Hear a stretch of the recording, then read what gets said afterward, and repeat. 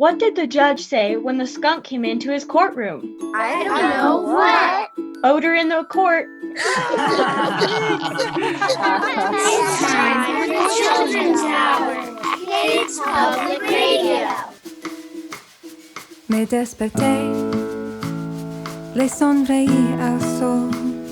6 pajaritos vi a mi puerta, cantando alegres una melodía que dice: este es mi mensaje para ti. No te preocupes por nada, porque tus problemas seguro que se van. No te preocupes por nada, porque tus problemas seguro que se van. Me desperté, le sonreí al sol. 3 pajaritos vi a mi puerta, cantando alegres una melodía que dice: este es mi mensaje para ti. No te preocupes por nada, porque tus problemas seguro que se van. No te preocupes por nada, porque tus problemas seguro que se van. Me desperté, le sonreí al sol. 3 pajaritos vi a mi puerta, cantando alegres una melodía que dice: este es mi mensaje para ti.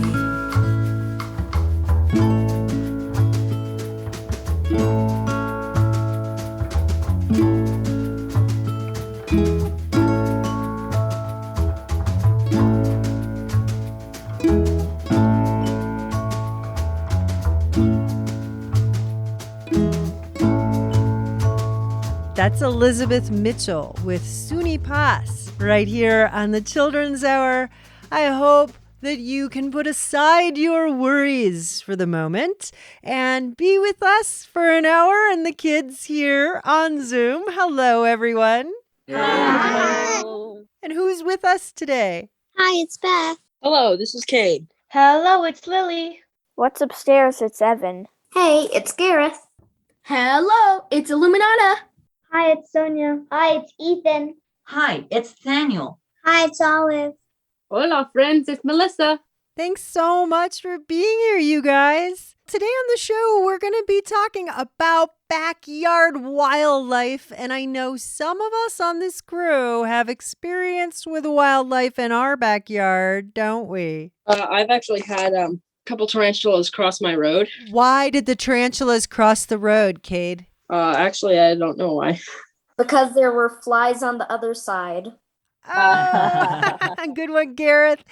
Okay, go ahead, Cade. But also, we have a whole family of vinegaroons living in our backyard. Ooh, those are actually kind of scary. I'm going to post a picture of that with this episode, Backyard Wildlife, right now. A vinegaroon.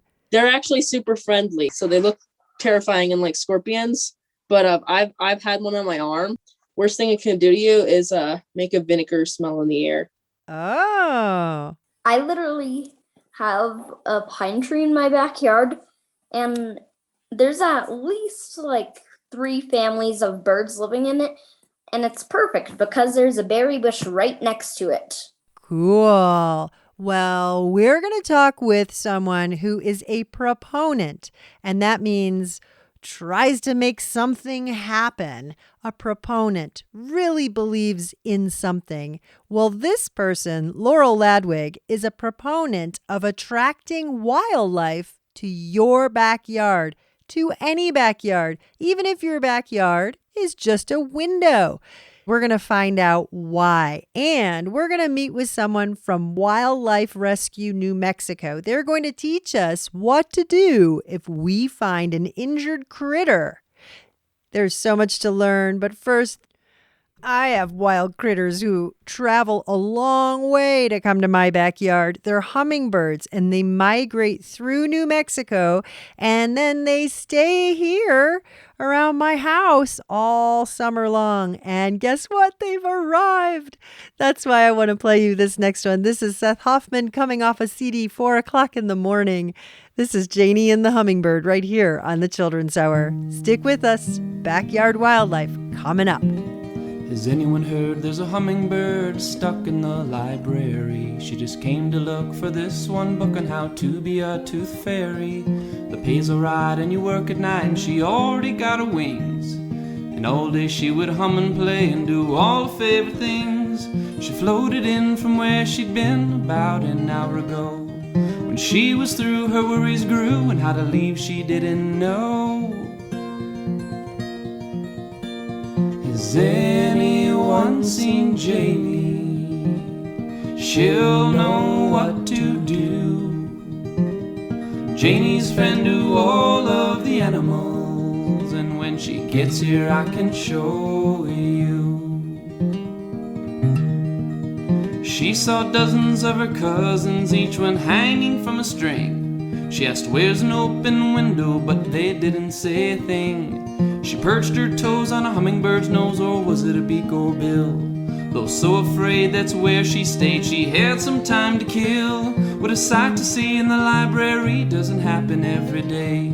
Some teacher saw and watched and off, said, little bird, you're gonna be okay. Has anyone seen Janie? She'll know what to do. Janie's a friend to all of the animals, and when she gets here I can show you. The hummingbird wouldn't miss her family if she never made it out. What a shame she'd never learn what a tooth fairy's life's all about. She started to get hungry, but there was nothing in there for lunch.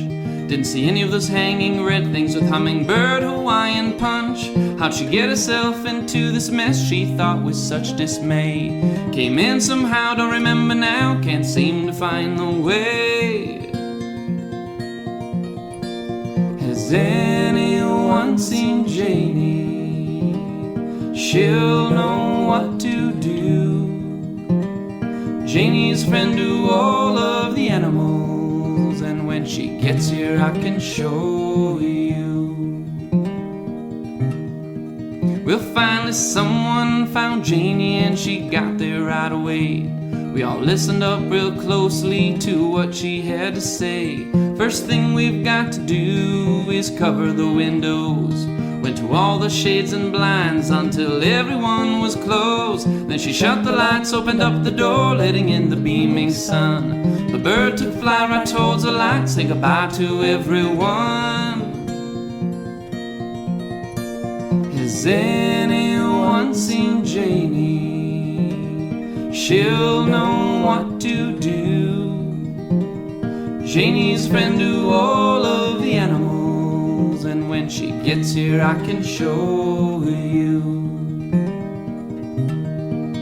Well, now Janie worked her magic just like I said she would. Gave directions to the hummingbird in a way she understood. Sometimes best to use music, sometimes best to use words. Sometimes it's best to change the light to talk to hummingbirds. I learned a lesson on that day when our friend she was set free, that everyone can find the way, though we find it differently.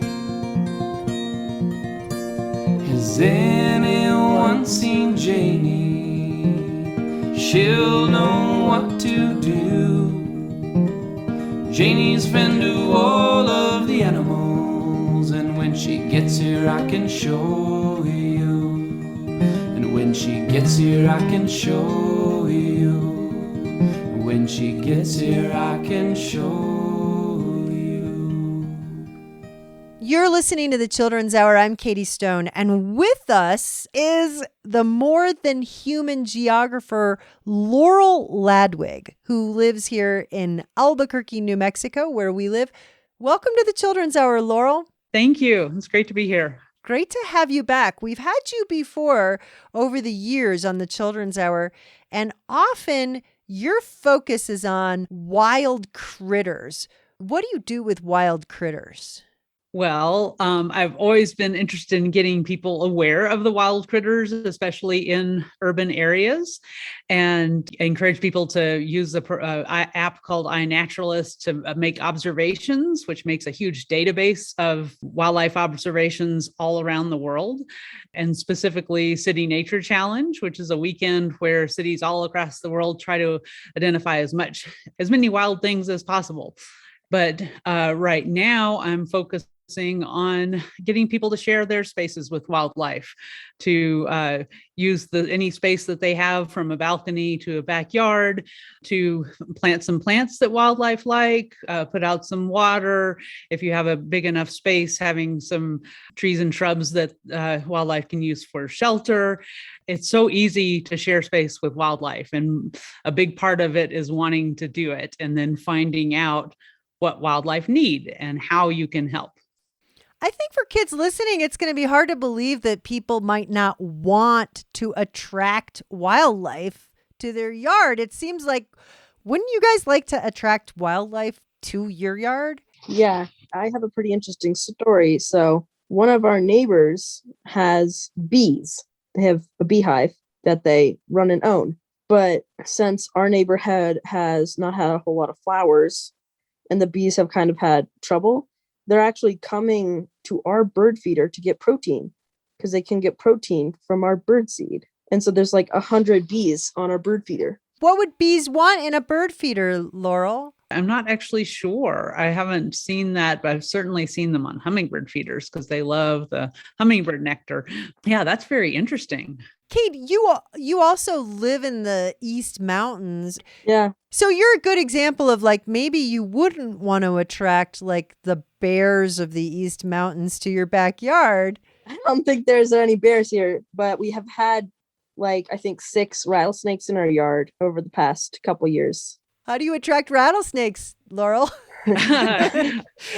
Please tell me how to stop them. Let's see. Well, I mean, if you're living in their habitat, you're living in their habitat, but they do like rock piles, but lizards also like rock piles. We have tons of rock piles and lizards, so that explains a lot. Yeah.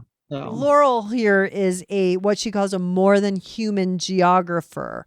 And she's interested in something called reconciliation ecology, which has to do with making good for the wildlife where we've kind of ruined their habitats. So cities, for example, where everything's paved, that's really hard for like a little critter that has to go into dirt to still live there. So reconciliation ecology, we have more information at childrenshour.org. Look for this episode, Backyard Wildlife. Laurel, when you're talking about encouraging people to want to attract wildlife to the place where they live, you're going to have wildlife that people like better than other wildlife. So what about that? Well, I mean, it is possible to maintain some habitat that's only good for birds and other pollinators. If you do have a certain level of habitat, you can get things like skunks and bunnies and rattlesnakes that you may not want. Especially in the urban area, you really have to work to have amazing habitat to have that happen, or live in a place that habitat already exists. But we're really trying to encourage people who have balconies, who have patios, who have a yard with nothing but either grass, to add a few native plants, because many habitat programs want you to have all the different elements of habitat, which is fabulous. But wildlife don't know where your yard ends and your neighbor's begins. And so if everybody adds a little bit of habitat, we can create a mosaic of habitat across the city and have a space for wildlife to go. What are some ways that people can make the environment better for critters in our backyards? You can provide food with native plants or with supplemental bird feeders, We like the plants are obviously best, but if you want to plant something that's going to produce seed later in the summer or fall, you can also have a supplemental seed feeder, and that will get them used to coming to your yard. And then you'll provide a natural food source as well when that goes to seed. And same with in the Americas, we have hummingbirds who love nectar. So you can plant lots of different native plants, provide nectar for hummingbirds. And so you can put up a hummingbird feeder, and again, they'll use the feeder and also the natural sources that you provide. Why is it so important to have native plants? You keep saying plant native plants. You mean native to wherever you live. So it's different for me here in Albuquerque than it is for somebody listening in Virginia. Exactly. And that's because the wildlife and the plants have kind of grown up together. They've evolved to work together. And the insects that use certain plants in the eastern part of the U.S. aren't ones that wildlife in the western part of the U.S. are used to eating. The insects that are here aren't going to like those plants either. It's really important to look at what the parts of the ecosystem, what they have been, and try to mimic that. Now, with climate change, we're having to shift a little bit because some of the plants that have survived here for so long are not going to be able to going into the future. And so there are a lot of great people looking into that to find, for instance, trees that they're calling them climate ready trees. The Nature Conservancy here in the city and a whole big group of people have put together a beautiful list of trees that will thrive in our current climate, and then also as we move into a hotter climate. Interesting. Well, those kinds of lists are available no matter where you live. We'll post a link so that you can look up what grows in your region. Go to childrenshour.org and look for this episode, Backyard Wildlife. Laurel Ladwig is a more than human geographer, and she's also a naturalist and a conservationist, and she's promoting the concept of increasing backyard wildlife. You can learn a lot more about what she's working on and how you can make whatever space you have outside, even if it's just a windowsill, how you can help attract wildlife to your place. We've got more with Laurel coming up, and this is Chandrika Tandon from Amu's Treasures, right here on the Children's Hour. Now's the time for planting seeds in our pretty garden. Dig it well and pull the weeds, ere the ground may harden. So we go with spade and hoe while the weather's pleasant, working hard for well we know no time like the present.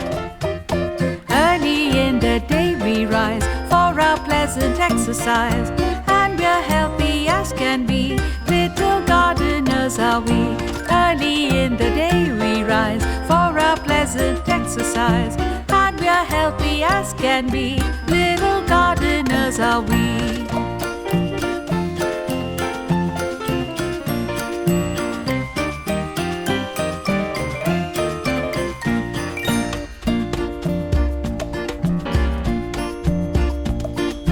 Now's the time for harvesting all our fruits and flowers.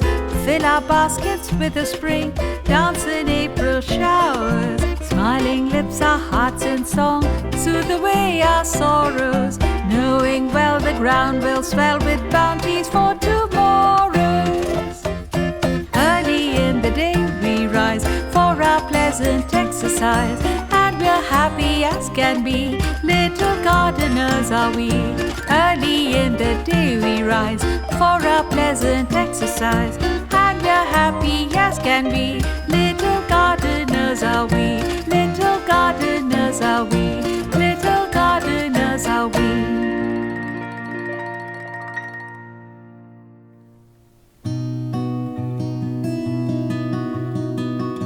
You're listening to the Children's Hour, Kids Public Radio. We'll be right back.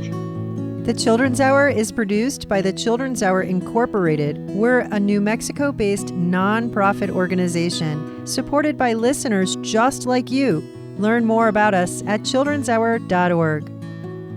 New Mexico Museum of Natural History and Science, a division of New Mexico's Department of Cultural Affairs, supports the Children's Hour. Visit nmnaturalhistory.org to learn more. Support for the Children's Hour is provided by Electric Playhouse. Learn more at electricplayhouse.com.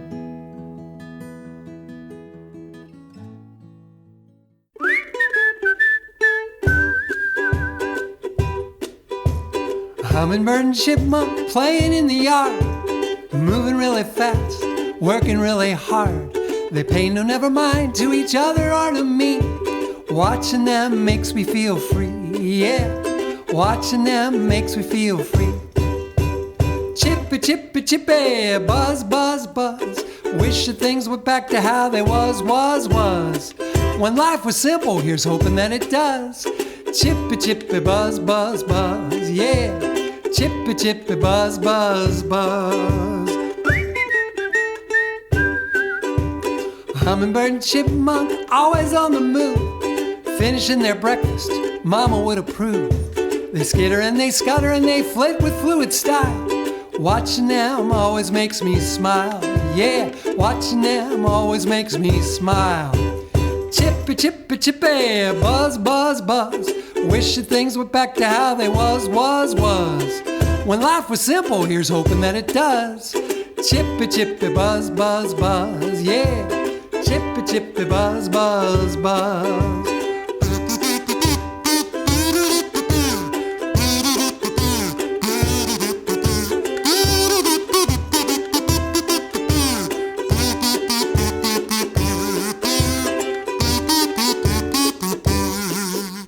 Hummingbird and chipmunk quiet for the night. Sun says goodbye, turning off its light. Our body needs a rest from all this work and all this play. Tomorrow will be another day, yeah. Tomorrow will be another day. Chippy, chippy, chippy, buzz, buzz, buzz. Wish that things went back to how they was. When life was simple, here's hoping that it does. Chippy, chippy, buzz, buzz, buzz, yeah. Chippy, chippy, buzz, buzz, buzz.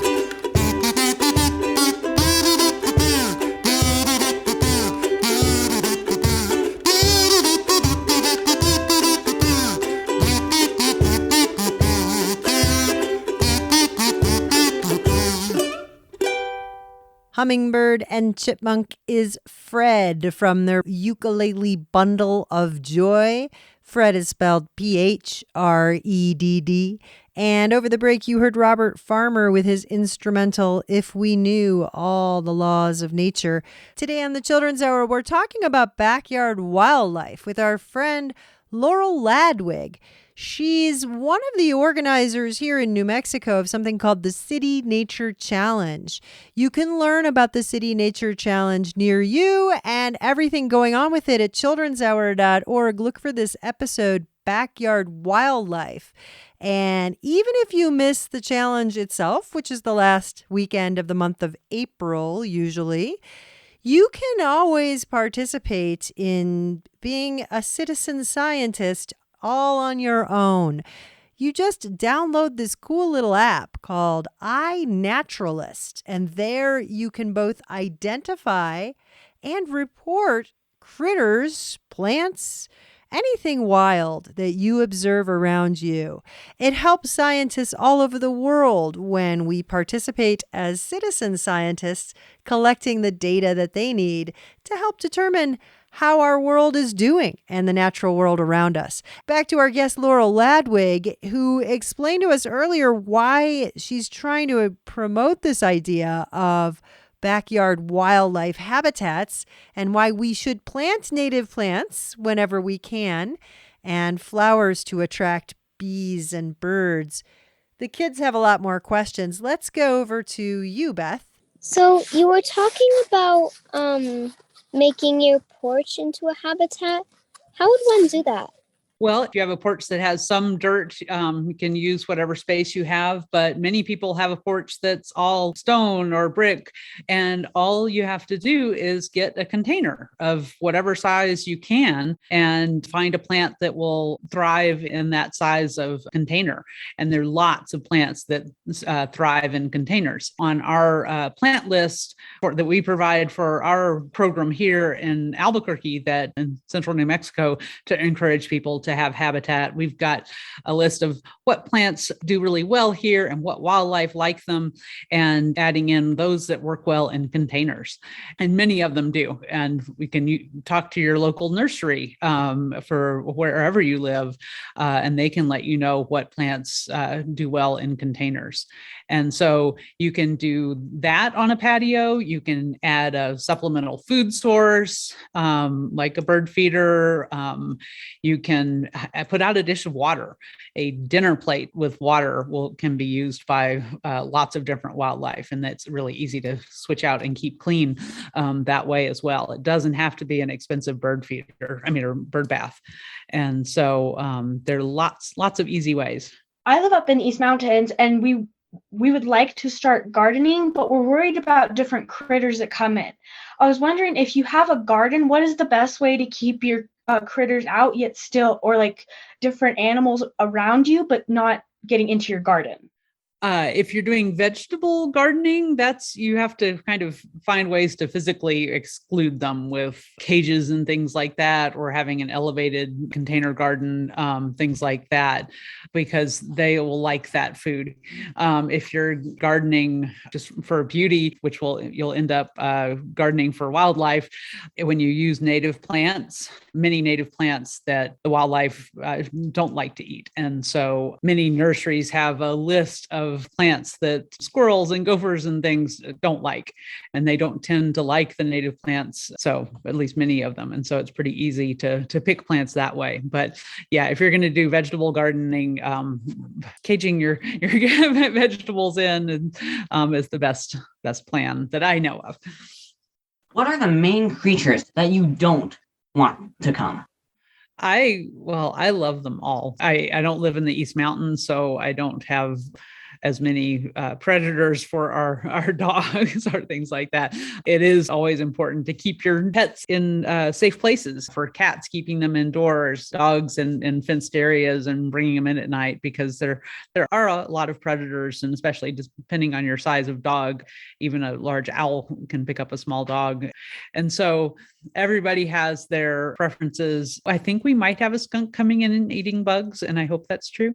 When you garden for wildlife, pick the species you want to attract. And again, if you have wildlife that you really can't stand having in your space, look and see how that species is using the space, and see if you can find ways to exclude that from your habitat. Laurel, your goal right now is to have backyards increase their backyard wildlife habitats. Is this an effort that's happening all around the country, all around the world? Yes, it's happening all around the country and world. Australia has huge programs for wildlife gardening, in the United Kingdom and all sorts of different places, and all the continents, everywhere. It's sort of, we recognized we took away too much of the wild habitat, didn't we? Yes, I think that's exactly it. And it's so interesting because people really care about wildlife, and this gives you a way to actively care about wildlife and make a difference on a small scale with your local wild neighbors. You can help them. Restoration ecology, someone called it the science of applied optimism. And this is kind of urban restoration ecology. And so with so many challenges in the world, it's an amazing opportunity to very easily help our wild neighbors. It's such a positive thing to do. Applied optimism, meaning that you're feeling hopeful and you're doing something to increase that hopeful feeling. And it's infectious, that hopeful feeling. Laurel Ladwig, may many backyard gardens come out of this conversation. Thank you so much for being with us on the Children's Hour. Thank you so much. 1, 2, 3, 4.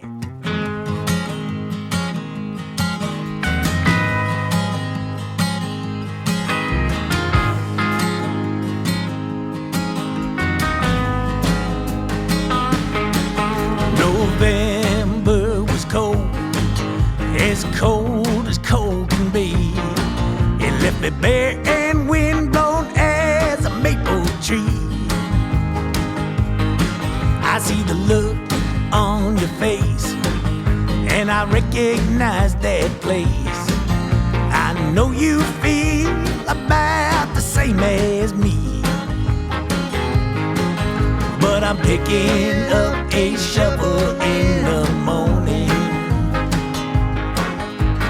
and my old overalls to me. I'm putting seeds in the ground, and the world keeps spinning round. There's sunshine coming, just look up and see.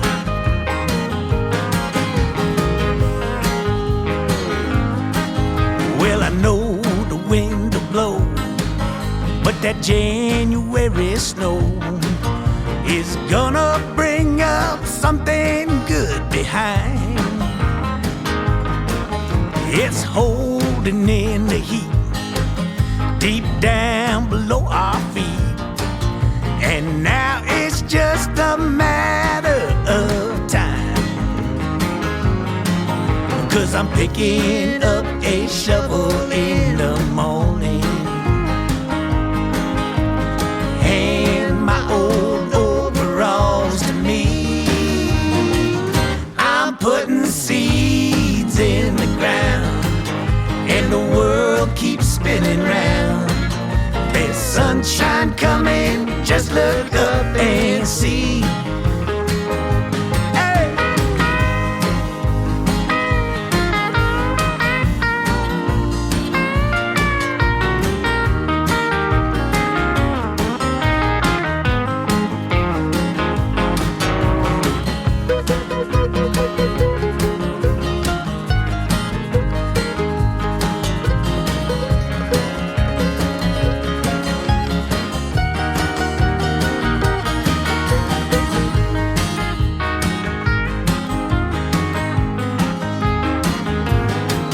Well, spring is coming on, and the days are getting long.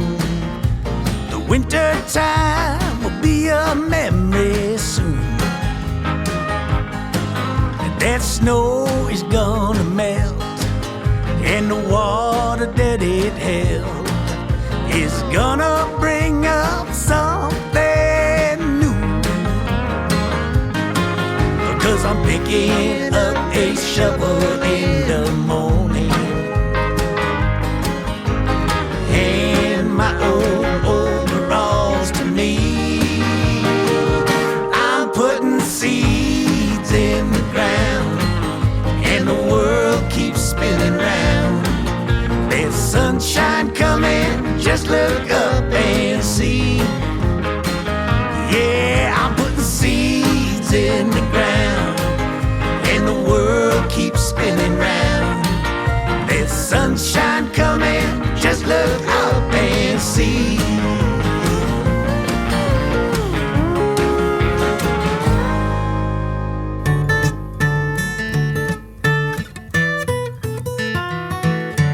Take a little seed, put it in the ground. Take a little seed when the rain comes down. Sun comes up, world goes round. Take a little seed and put it in the ground.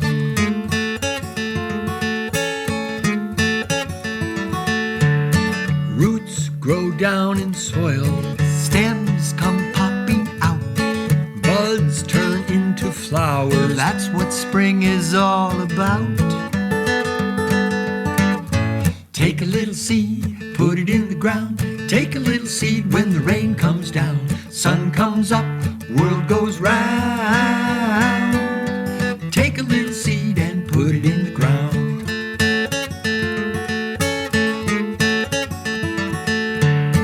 Leaves are making sugar with a solar kiss. They mix air and water. That's called photosynthesis. Take a little seed, put it in the ground. Take a little seed when the rain comes down. Sun comes up, world goes round. Take a little seed and put it in the ground.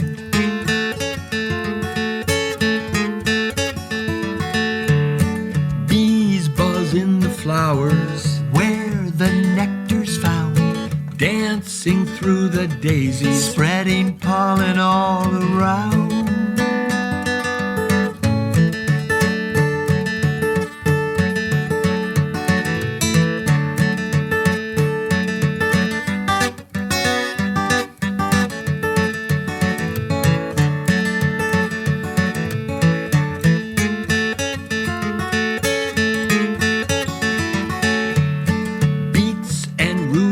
rutabagas, corn and marigolds, beans and watermelon, more food than my gut can hold. Take a little seed, put it in the ground. Take a little seed when the rain comes down. Sun comes up, world goes round. Take a little seed and put it in the ground. Take a little seed, put it in the ground. Take a little seed when the rain comes down. Sun comes up, world goes round. Take a little seed and put it in the ground. Take a little seed and put it in the ground. Take a little seed and put it in the ground.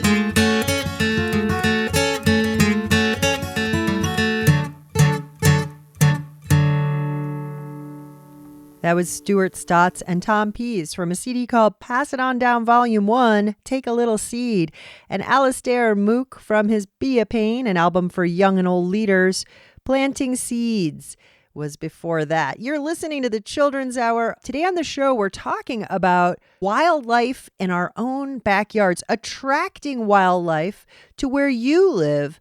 And this actually helps save the environment around you. But sometimes we find little critters that are injured or sick, and we're at a park or we're in our own backyard, and we don't know what to do with them. We're going to find out from our friend Jim at Wildlife Rescue New Mexico. He's coming up after this. This is Nemo, featuring Daniel Nahmood from a CD called Empty Hands, right here on the Children's Hour. I spent a long time running, I never knew then what I know now. That the fruits, they always come in, but you can't go around just knocking them down. It takes a long time to show in. We plant the seeds then, and we look at them now. But the roots are always growing, no matter if I'm there or never around.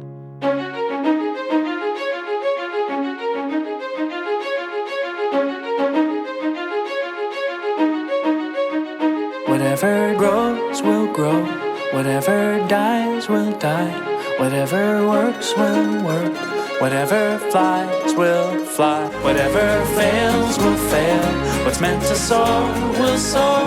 I am planting seeds, nothing It's like your whole life you've been training for this moment, and when the time comes you just disown it, meaning you just surrender, don't control it, not interested in the clay pots and mold it, or sitting next to the path trying to unfold it, or waiting for the fruits to fall down toward you. Let it go and now you're flowing, feeling quite gorgeous, so you take steps away instead of towards it. What a rush, feeling freedom with nothing to hold. We've been taught that what you touch will always turn to gold, and now we're learning when we let it go it overflows with no credit to take, cause no credit is home. A higher power working deeper where the seeds are sowed, and when the seeds are true, then they're seeds of gold. But the real gold is joy when life starts to flow, and when it does, you just smile cause now you know. I spent a long time running, I never knew then what I know now. That the fruits, they always come in, but you can't go around just knocking them down. It takes a long time to show in. We plant the seeds then, and we look at them now. But the roots are always growing, no matter if I'm there or never around. This is the Children's Hour, and that was Nemo. Planting seeds is the key to sustaining all of life on Earth. We know the butterflies and birds depend upon flowers for nourishment, and other creatures need those tiny cups of water that are created by dew on leaves. We all love the shade of a tree on a hot summer day, including our animal neighbors. Let's keep learning about backyard wildlife with Wildlife Rescue and find out about the City Nature Challenge. It's coming right up. You're listening to the Children's Hour, Kids Public Radio. We'll be right back. Thanks to the Outpost Performance Space in Albuquerque, New Mexico for hosting the Children's Hour. Support for the Children's Hour is provided by United Way of North Central New Mexico. Support provided by the City of Albuquerque and the Urban Enhancement Trust Fund. Bernalillo County is a proud supporter of the Children's Hour. Many thanks to the users at tokenibis.org who direct funds to the Children's Hour every week. Keep up with the Children's Hour and subscribe to our monthly newsletter at childrenshour.org.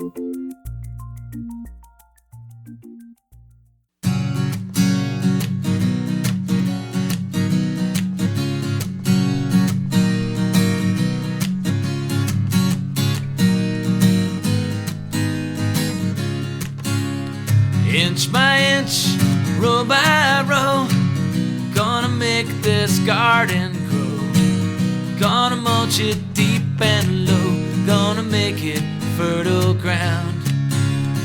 Inch by inch, row by row, please bless these seeds I sow. Please keep them safe below till the rain comes tumbling down. Pulling weeds, picking stones, we are made of dreams and bones. Need a place to call my own, now the time is close at hand. Rain for grain, sun and rain, find your way in nature's chain. Tune my body and my brain to the music of the land. Inch by inch, row by row, gonna make this garden grow. Gonna mulch it deep and low, gonna make it fertile ground. Inch by inch, row by row, please bless these seeds I sow. Please keep them safe below till the rain comes tumbling down. Plant your rows straight and long, seasoned with a prayer and song. Mother Earth will make you strong if you give her loving care. Old crow watching from a tree, he's got his hungry eye on me. And in my garden I'm as green as that feathered thief up there. Inch by inch, row by row, we're gonna make this garden grow. Gonna mulch it deep and low, gonna make it fertile ground. Inch by inch, row by row, please bless these seeds I sow. Please keep them safe below till the rain comes tumbling down. Inch by inch, row by row, gonna make this garden grow. Gonna mulch it deep and low, gonna make it fertile ground. Inch by inch, row by row, please bless these seeds I sow. Please keep them safe below till the rain comes tumbling down. Inch by inch, row by row, gonna make this garden grow. Gonna mulch it deep and low. That's Andy Mason out of Santa Fe, New Mexico. And that is from his Everybody Likes Pizza release. You're listening to the Children's Hour. And with us on the show today is Jim Battaglia. He is from Wildlife Rescue of New Mexico. Welcome to the Children's Hour, Jim. Thank you for having me. We're glad you're here. And we have kind of just a basic question for you. Sometimes we find little baby critters and they're not in their nest or they're not with their mothers. What should we do?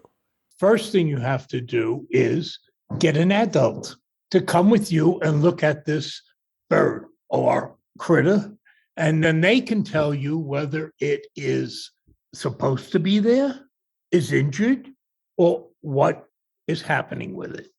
So once you decide, then if it's a bird, you look for its nest. It might be right below its nest. The tree might be right there. Its parents might be flying around, looking anxious, trying to get it. If that's the case, if you can reach the nest, very simple, put the baby back in the nest. But wait, I had heard that if a human touches a baby bird, the mommy bird will never want to touch that bird again. Is that true? That's not true. Birds have very poor sense of smell. If you can get it back into the nest, perfect. If not, if you can put it in a little basket, attach it to the tree, lower down, the parent should come and take care of it. You watch. If they don't, then you would have to put it in a box and bring it to a vet or rehabber or a clinic like our wildlife clinic. And then a rehabber will take care of it and raise it and then release it. If humans care for baby animals, Is it harder for them to survive back in the wild? Good question. Okay, no, because we don't treat them as pets. We interact with them as little as possible so that they don't get used to humans. Sometimes we're lucky we have what we call a foster parent, which is a wild adult that cannot be released. So it's used as an educational animal. And a lot of times they will take in babies and show them how to be wild. And then they go through a process of being able to hunt. And we have to make sure they can hunt, they can supply food for themselves, and then we release them. So your answer to Gareth's question is not simple. You're saying that in order for these animals to successfully go back to the wild, you've had a lot of training in how to be around them so you don't get them used to people. Because the last thing we really want are animals that are supposed to be wild who now can't take care of themselves or who depend upon people. Right. We call that humanly imprinted. And that means that whenever they think of humans, they think of food. So if we release them, they will always go to humans looking for food, which can scare them, scare the humans, and possibly the baby will eventually get hurt or worse. What days do you go and look for the animals? Like, do you just go find the animals any day? Do you have special days? Whenever they find them, but if it's very windy, like in the spring, when it's very windy out, a lot of birds can get blown out of nests. So we'll have an influx of baby birds because everything doesn't breed at the same time. So whatever part of the season it is, we know what we kind of expect to come in. We saw on your website that you receive 2,000 animals a year. How many volunteers do you have helping you care for the animals? Not enough. We get volunteers, some stay, some don't. There's a turnover, but we're always looking for volunteers. We always need help. It's a big project. And unfortunately, we have to learn to do with less and put in a lot of more manpower and that to save these animals. Jim, I'm going to say before we go, I just want you to cover the topic of baby bunnies, because baby bunnies are often mistaken as being abandoned by their moms when they're actually not. So let's talk about baby bunnies. When a mommy bunny has her babies, she digs a very shallow, dish-shaped nest in the dirt. She has her babies. Then she leaves, and she only comes back to nurse. The baby bunnies have no smell. They are safe by themselves. If mother was in the nest with them, it would attract the predators right to the nest. So when you see baby bunnies by themselves, mom's watching. But if you're not sure, cover them with leaves and then go back in the evening and look. If it's the same way, look in the morning. If it's not been disturbed, then mother must have been injured or something. Then you can take the babies and bring them to somebody. That's really good to know. And so that little bowl of baby bunnies in your yard is meant to be. Leave it and keep your dog away from it. That's it. As long as you don't have it, or cat, you don't have a pet that roams the yard, they would be all right. Jim Battaglia, you have been so generous to be with us today on the Children's Hour and telling us what to do when we find a wild critter that seems injured. Thank you so much. You're welcome. Anytime you have questions, you can come to me. Why, thank you. You can learn more at childrenshour.org. Look for this episode, Backyard Wildlife. This is Katie Dwyer. Hi, city squirrel. Hi, city squirrel. With your bushy, bushy, bushy, bushy tail. Hi, city squirrel. Hi, city squirrel. With your bushy, bushy, bushy, bushy tail. You climb trees. Please don't take my food away from me. You run real fast to get away from all the tourists taking pics of you all day. Hi, city squirrel. Hi, city squirrel. With your bushy, bushy, bushy, bushy tail. Hi, city squirrel. Hi, city squirrel. With your bushy, bushy, bushy, bushy tail. You eat nuts. You climb trees. Please don't take my food away from me. You run real fast to get away from all the tourists taking pics of you all day. Hi, city squirrel. Hi, city squirrel. With your bushy, bushy, bushy, bushy tail. Hi, city squirrel. Hi, city squirrel. With your bushy, bushy, bushy, bushy tail. Hi, city squirrel. Hi, city squirrel. With your bushy, bushy, bushy, bushy tail. Hi, city squirrel. Hi, city squirrel. With your bushy, bushy, bushy, bushy tail. If you're a bird, be an early bird and catch the worm for your breakfast plate. If you're a bird, be an early bird. But if you're a worm, sleep late.